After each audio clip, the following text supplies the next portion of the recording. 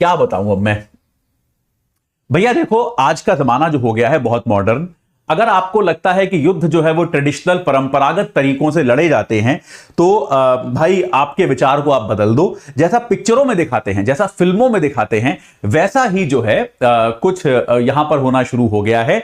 तो इजराइल का बहुत सारे जो है समूह हैं उनसे युद्ध चल रहा है, आप जानते हो। हमास पर तो हमला इजराइल ने कर ही रखा है गाजा पट्टी में। इसके अलावा हिजबुल्ला और हूती विद्रोही जो हैं ये लोग भी इजराइल से लगातार युद्ध कर रहे हैं। सारे ईरान समर्थित हैं, इस बात को हम जानते हैं। तो कल क्या हुआ, सीरिया और लेबनान में बेटा बड़ी अजीबोगरीब घटना होनी शुरू हो गई। तो हिजबुल्ला के, माफ कीजिएगा, हिजबुल्ला एक आतंकवादी संगठन है। हिजबुल्ला के सदस्य जो हैं वो क्या करते हैं, पहले आपस में संचार करने के लिए, बातचीत करने के लिए, संपर्क करने के लिए मोबाइल फोन्स का इस्तेमाल कर रहे थे। लेकिन पिछले दिनों क्या हुआ, हिजबुल्ला ने ऐसा किया।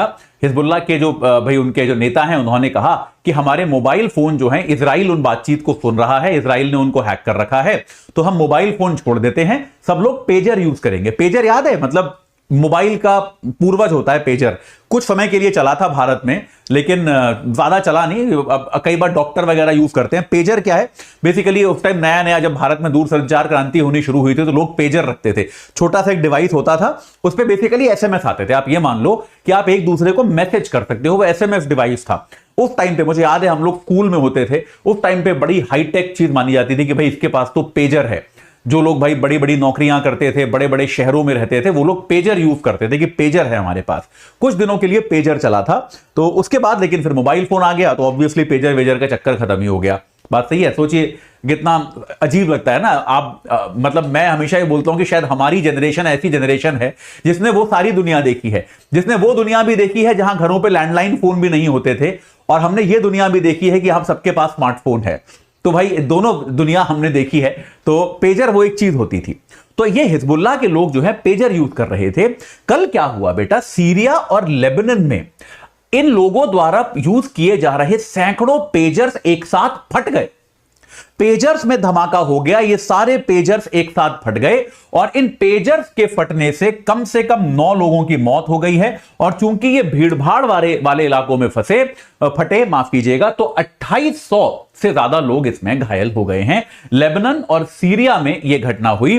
सैकड़ों पेजर्स जो है वो एक साथ जो है वो हट गए हैं। ये बहुत इंपॉर्टेंट है, बहुत अजीब, बहुत ही अद्भुत प्रकार का एक युद्ध है। इसमें शक किस पर है, कोई डाउट नहीं है। इजराइल जो है वो तकनीकी तौर पे बहुत ज्यादा उन्नत है।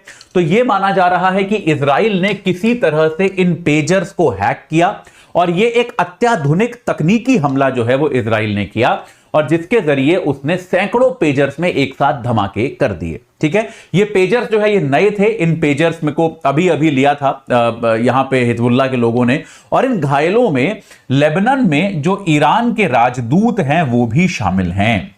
तो हिजबुल्ला के जो सदस्य हैं उन्होंने हाल ही में ये पेजर खरीदे थे। अब इस हमले के बाद ये लगता है कि इजराइल और ईरान के बीच जो तनाव है वो शायद और बढ़ेगा। पिछले दिनों में आपको बता रहा था कि तनाव को कम करने की वैश्विक कोशिशें जारी हैं, लेकिन अब ऐसा लगता है कि इजराइल भी पीछे हटने वालों में से है नहीं। तो ये विवाद कम होगा या फिर ये तनाव घटेगा, इसकी संभावना बहुत कम नजर आती है। खास तौर पे इस नए प्रकार के बड़े तकनीकी पेजर हमले के बाद तो इसकी संभावना और भी कम नजर आती है। ठीक है।